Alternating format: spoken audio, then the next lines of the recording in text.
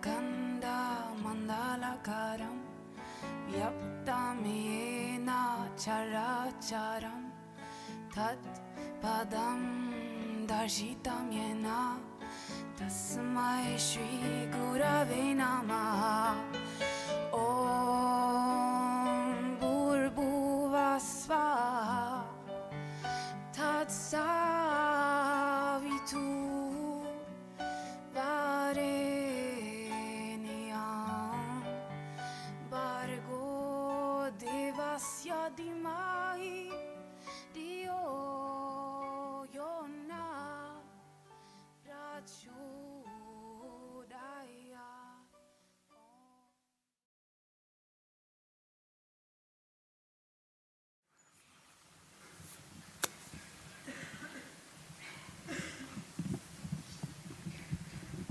Hi. Hi.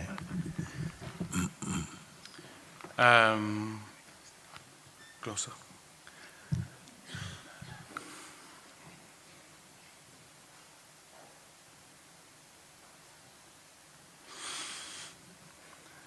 Through suffering, I got to the point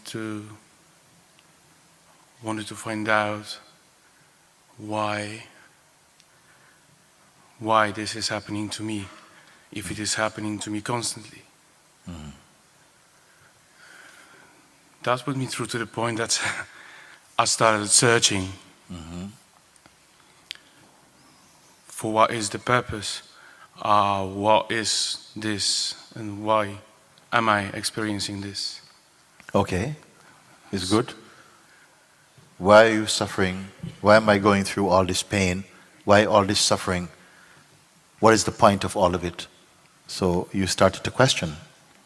What have you found? I found God, but it was sort of like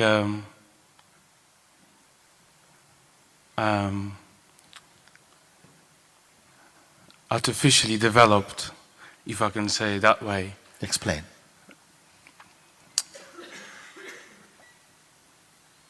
I went through a session of hypnotherapy.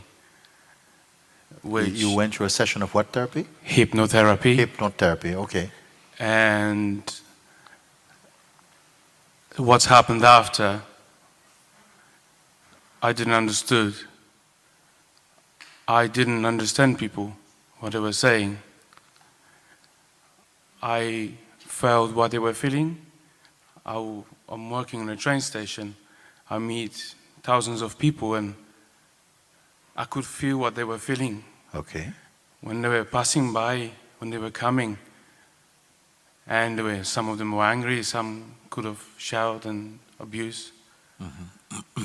But there was like a hole inside me that swallowed everything that came in there. Okay. And I could have feel the bodies. I was just standing next to them. I could have feel. I don't know how to explain this. Okay. And I was practicing still, leaving the mind behind. I was just observing the thoughts and not getting involved. I wasn't really knowing what is this happening to me. Okay, if you are observing thoughts without getting involved in them, for everybody now, if you are observing your thought flow without being attached or getting involved in it, in a short time, what happened? You're getting involved. You get involved. You get involved. You pull you in. I found out. Okay, but that is also observable or not? Something becomes involved, no? Then, but that is also observed or not? Then something has happened again. This mind overtook, and I knew I was still within my mind. But then again, after a long of practice, the vibration rose again, and then this voice and feeling of love, beginning and the end, all my problems and all my children, my wife, my father, all my story, of a sad me who suffered through all this and how this terrible is. And this voice said to me, it wasn't a thought, I know that. And this voice said to me, let the life reveal itself. And soon after that, the experience obviously gone, faded out in a very slow motion. I understood that I was trying to catch it, and then I've read the words saying, don't treasure rare objects and no one will steal. Say again? Don't treasure rare objects and no one will steal. Okay. Okay. And then I've seen in one of your videos who said, you said on YouTube, whichever that was, and you said that don't bite the thought that you've lost something. You didn't lose anything. And when I've heard those words, the self revealed itself in a way. Everything was love. Flowers, everything was love. Was love. Okay. Love. Okay. People wrote, everything was created out of love. Yeah. It was just observer. And a split second and everything gone. Again. And hereafter I'm trying to understand, maybe, I don't know what else I need to experience, either realize, I don't know. What is missing that I didn't realize, didn't experience yet to come to?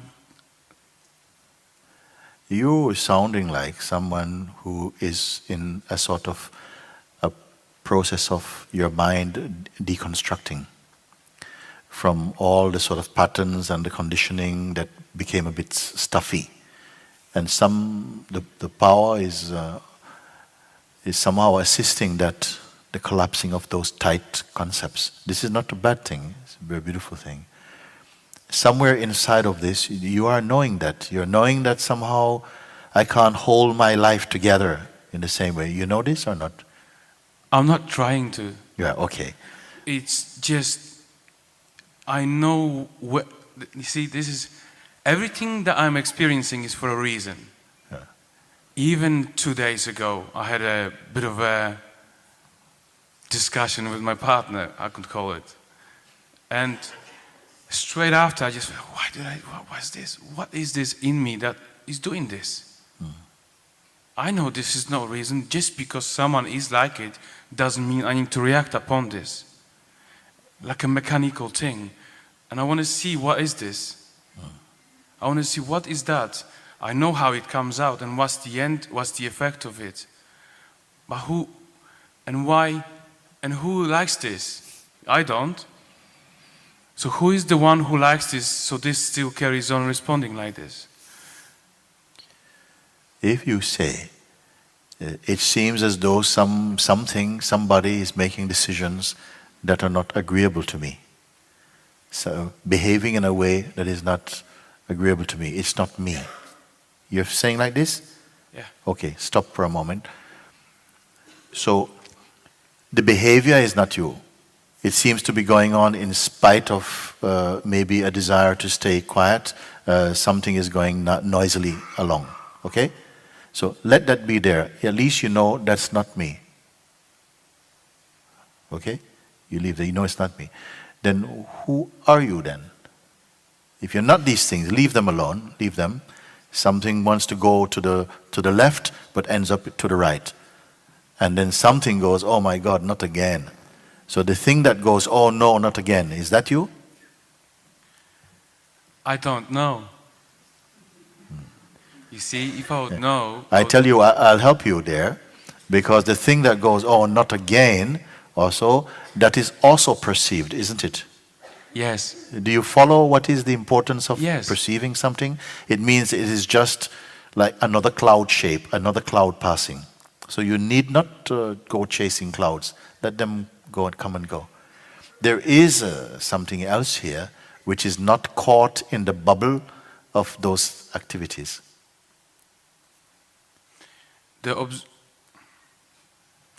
I think that the one who pretends to observe is not pure. Okay, what would know that? What knows that? Slow down, it's good enough. What knows that? That even the one who is pretending to observe, to be observing also, that is also observed. Because I know how it feels to be pure observer. How does it feel to be pure observer? I can't describe that in words. Try. What is it like to be pure observer? Nothing. Is good. Meaning no interest. Not negotiating. Not deriving some benefit. Not looking at what will benefit me, what will not benefit me.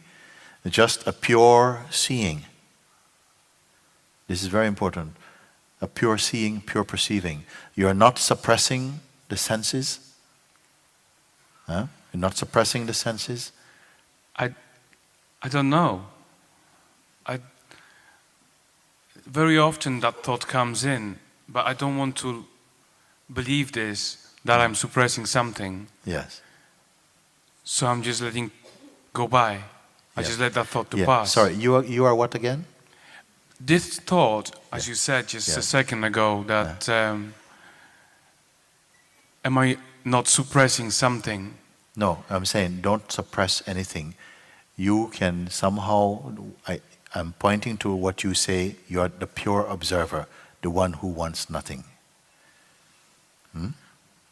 And who is here now also? Is it the one who is speaking now? No. Okay. What is the interest in the one who is speaking now?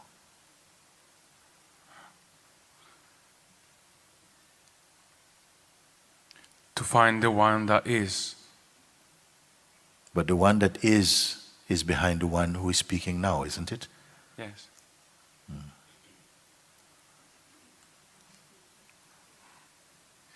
It is aware of the sense of the one who is speaking now.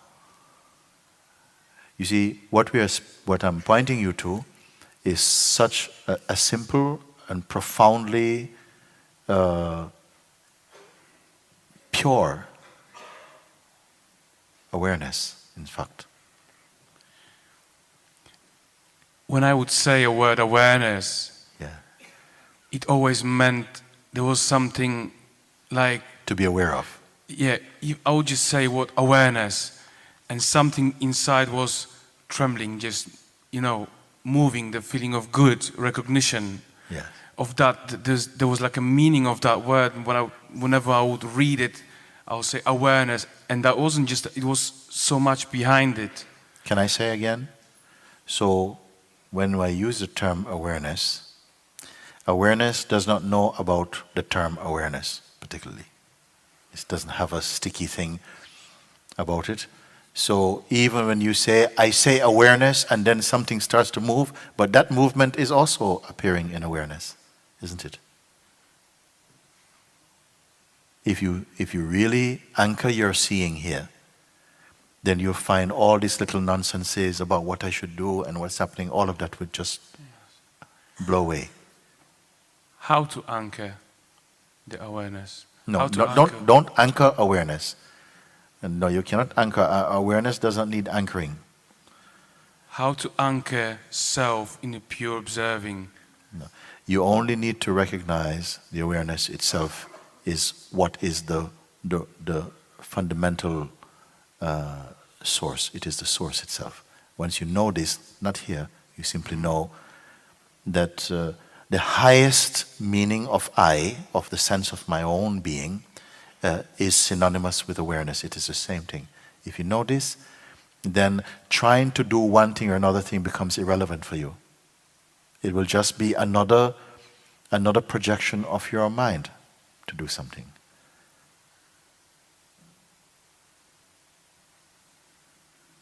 Come on, speak now. Like today, this moment, it could change something forever.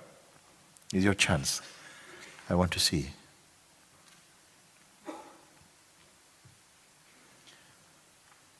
It is the tendencies will continue rocking in and out for a while, because you have for a long time identified with the body-mind play. This is natural, no blame. And so the tendency to identify yourself as being your psychological conditioning and identity, that will keep coming in and out of focus for a while. But you hold back in the place of just the awareness, without attributing so many qualities and things to yourself. Because all of these qualities, they're also just what you're perceiving. Let them come and go, and stay as the awareness. Is it possible or not? Is it possible or not? Yes. Yes. As soon as it's clear for yourself that you are awareness and not someone trying to be awareness, in the beginning it may take a little effort because it feels cloudy, you're unaccustomed to being absolutely effortless. So it takes a little sense of an exercise, a little bit of practice in the beginning, but in a short time it becomes very natural for you. And all the things that you would worry about, oh, this is going wrong in my life, why can't I do this, I'm now 35, I should be married, all of these things, oh, it is gone, right? What does it mean? You would never be married? No, it doesn't mean anything like that.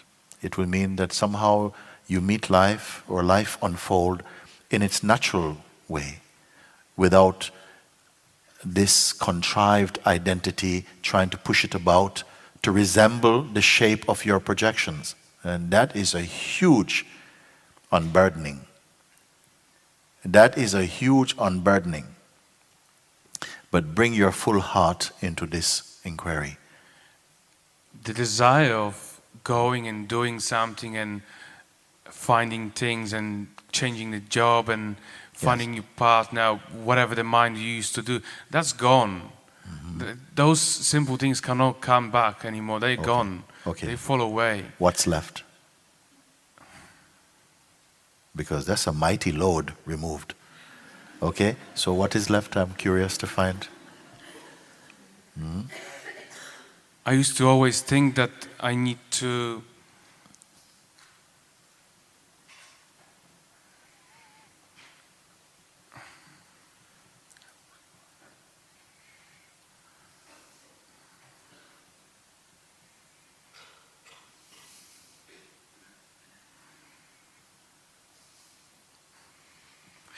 I don't know. Yes, better live like that. Too much thinking. Because so many thoughts come and we pick them up. But they contribute nothing to the truth of yourself. It's just another kind of scam to get you working at something which is already in place.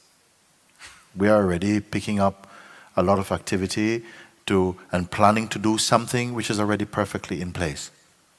This is what we call the game of the psychological identity, like that. Do you know that it is possible that your life can be as it is without these, thinking what's your next move? Is there anybody here who is not thinking what's the next move? I got to see some hands. Very good. Yes, this is good. What's the next move? There have to be some beings who are not concerned about the next move or the last one. And if you find any such beings among you, give a little attention to study them a little bit. See if they're happy or not. See if they're happy or not. Or compare to some who are strategists. They have worked it out perfectly well.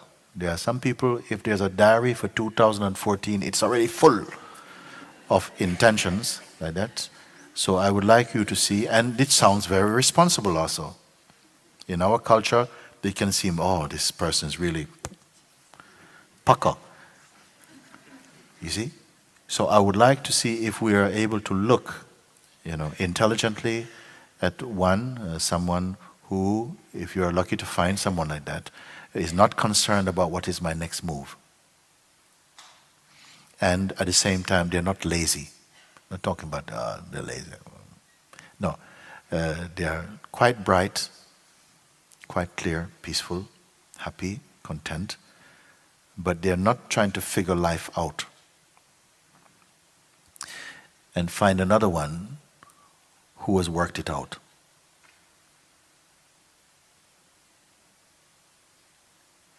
And see if you find any difference.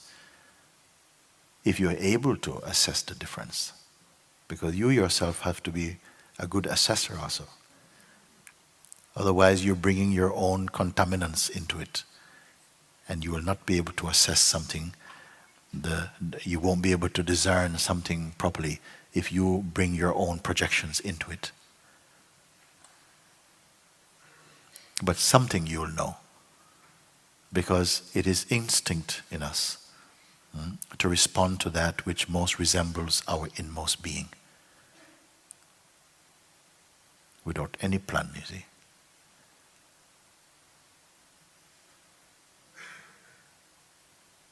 So I'm curious with you because you say already these things and these things, they stopped happening. And say, oh, wow, that's very good. Then what remains then? Can we take a look? What will remain? I don't plan things, I'm not interested in all this, I'm not interested in all making a lot of money, make a lot of fame and a lot of people, not interested. Oh, that's a big mighty load removed. So what is remaining now? I think someone is looking for regaining the experience that has been there. Yeah, I will help you here. Forget about it. I will tell you why. Why? Because your mind has taken hold of it. And you can never repeat nostalgia. Your mind will take hold of it. Nothing can compare to your first love. No. You had a beautiful experience, and then on top of that, the mind also, this psychological side of the mind, has dressed it up into something, and every other experience compares, no, it's not quite. So in a way, it binds you. I would say, let go of that. Whatever it was meant to contribute, it has done that already. It has brought you here.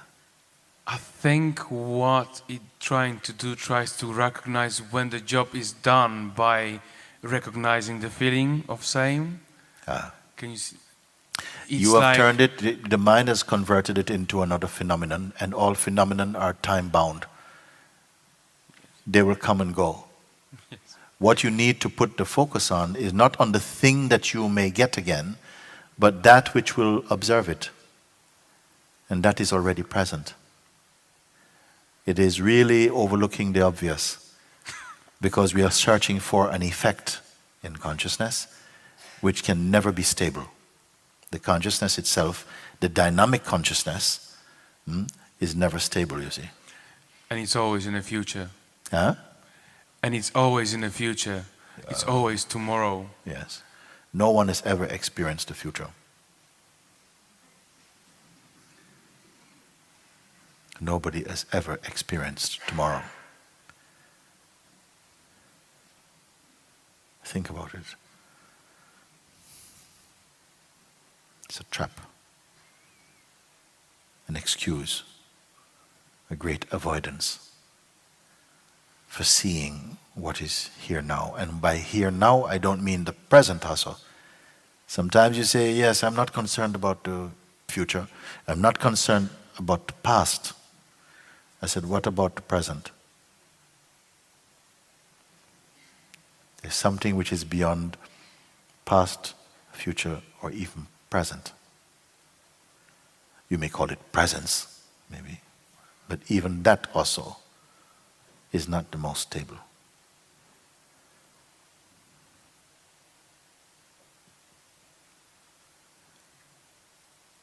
There's one more that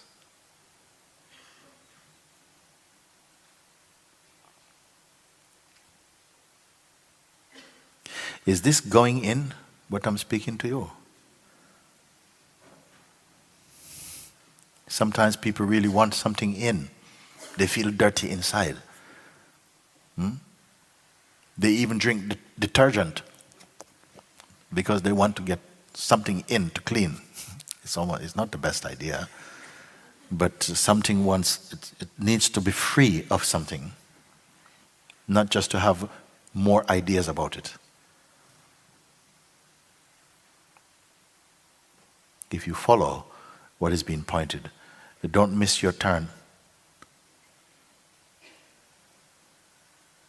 Don't go past your stop.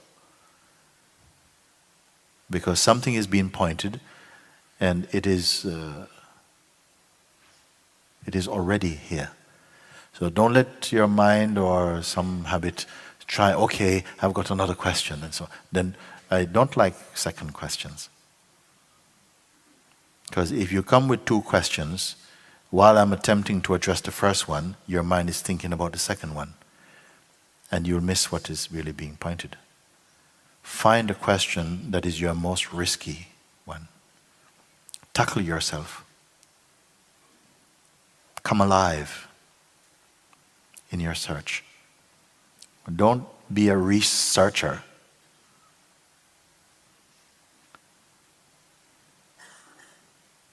I would put it now, that is, for everybody here, that what you have heard the Buddha has discovered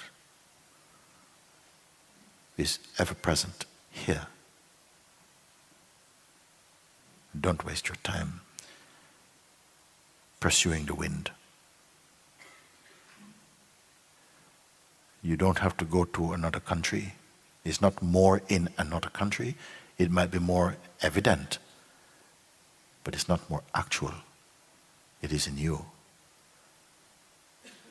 It is singularly the most important discovery any human being will make. And I'm so happy. There was a time when we would sit and there were not a tenth of the people here looking in this way. Look how many you've come. I don't want you to leave unfulfilled. I've got nothing to sell you. Just to point to something that is priceless, timeless, perfect. What stands in the way of your recognition of it, we've come to see.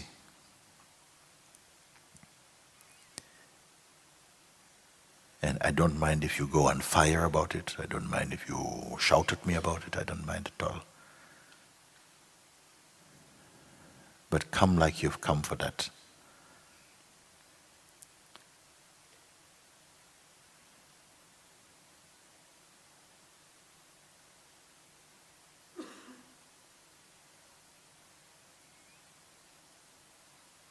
Your own self is the only thing really worth discovering. That will not fade. I tell you because everything that you see, everything that you experience, as I said before, time says, all this belongs to me. All that you perceive, all that you imagine, all you remember, all you think, all you have collected, all you have owned, time says, all that belongs to me. Only one thing time will not swallow is pure awareness. From the standpoint of awareness, time is only itself a passing cloud.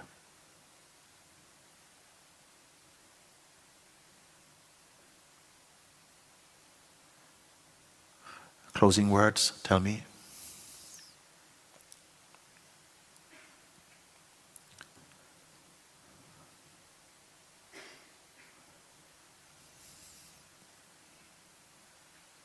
Where are you at right now? About yesterday, yestermonth, yesteryear, we've heard. What about now? Where are you as you stand here? Here. Yeah. And what does here mean? Battersea Art Center?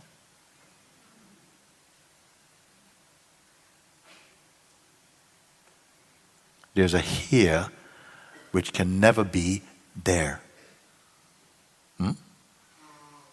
A here which can never be there. It's not a geographical reference. What it means here, I am here. Will this here-ness wear out? Will it fade?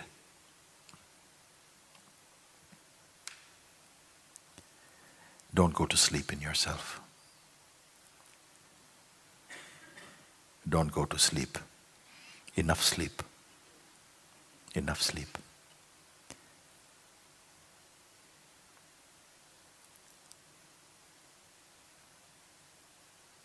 I am here.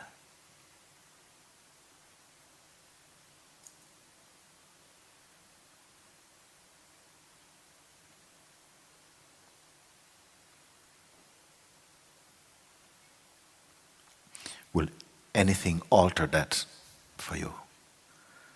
Any mood, any concept, any belief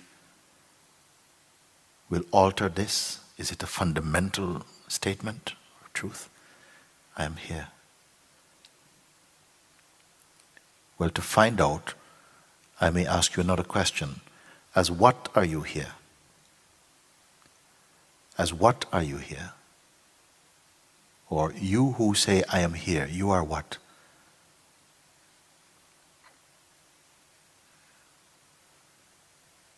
Have I gone too far? We're together? That's good.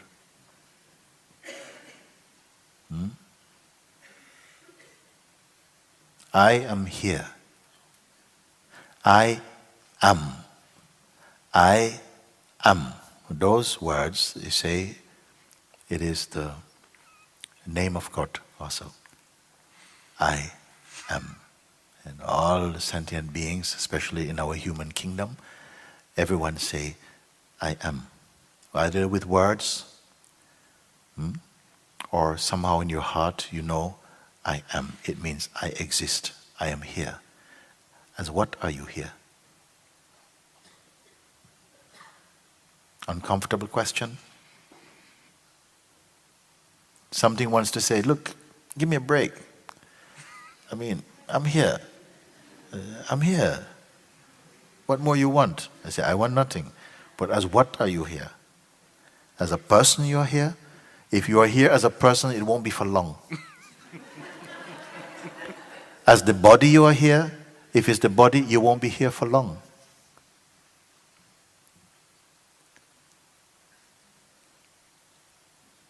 Is there more space in you for something else?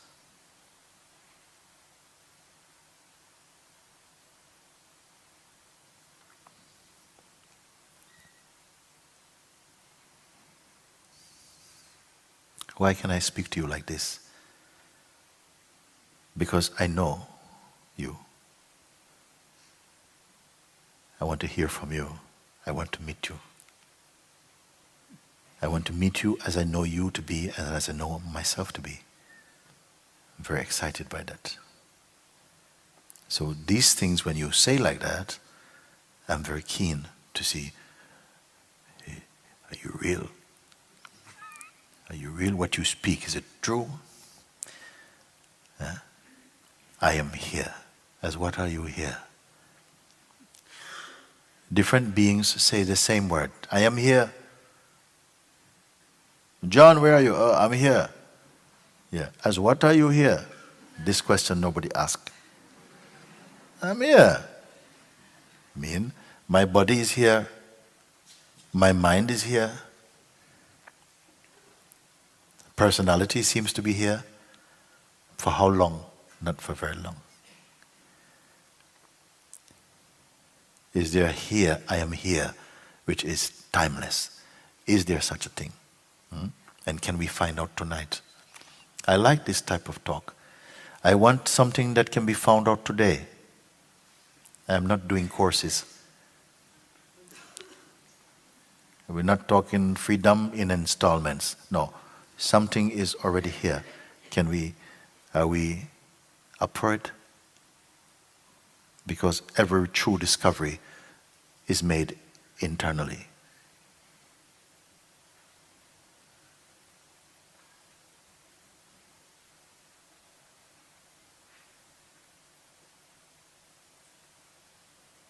Who are you who is here? Where do these words come from? Who speaks them? Is it your mind? You may say, yes, actually it's from my mind. What observes your mind?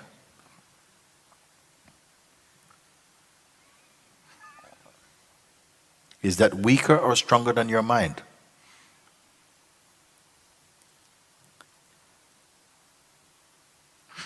It observes your mind, but your mind cannot observe it.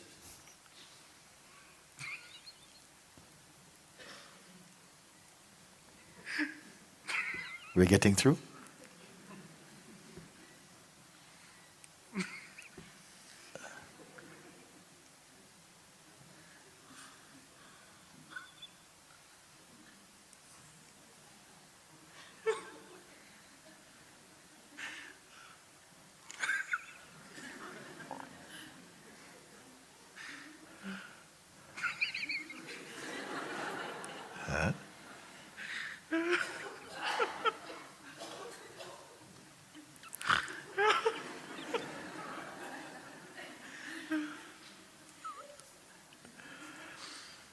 Last word? Thank you. Yes. Very good.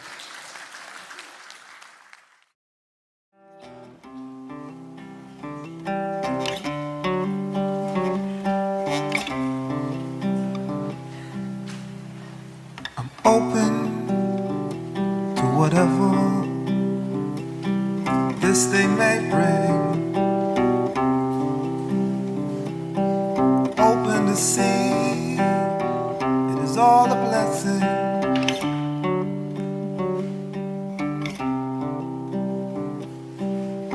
Open to lay aside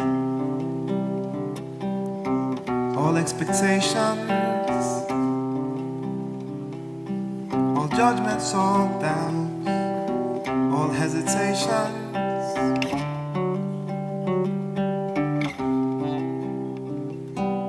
Open to let go. Open not to know. Open to the heart beyond me, beyond time, beyond mind.